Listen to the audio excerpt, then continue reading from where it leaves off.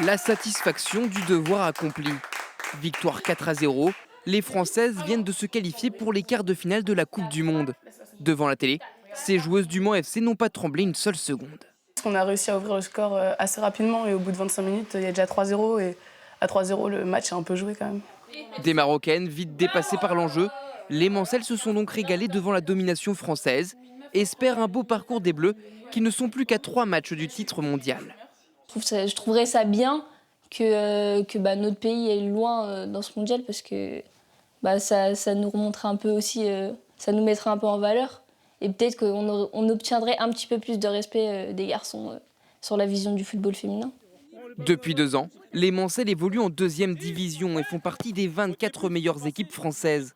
Alors pour assumer ce statut, elles travaillent dur depuis 3 semaines pour la reprise prévue dans un peu plus d'1 mois et poursuivre ainsi leur quête de reconnaissance.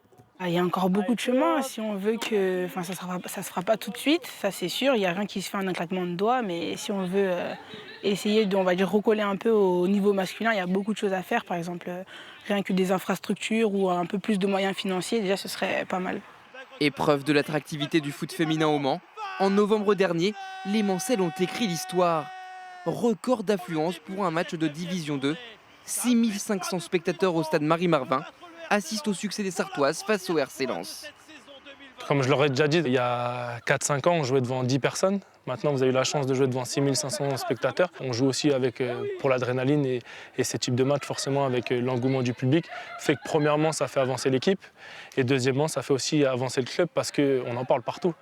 En attendant de battre ce record, les Mancelles vont suivre de près le quart de finale des Bleus contre l'Australie ce samedi.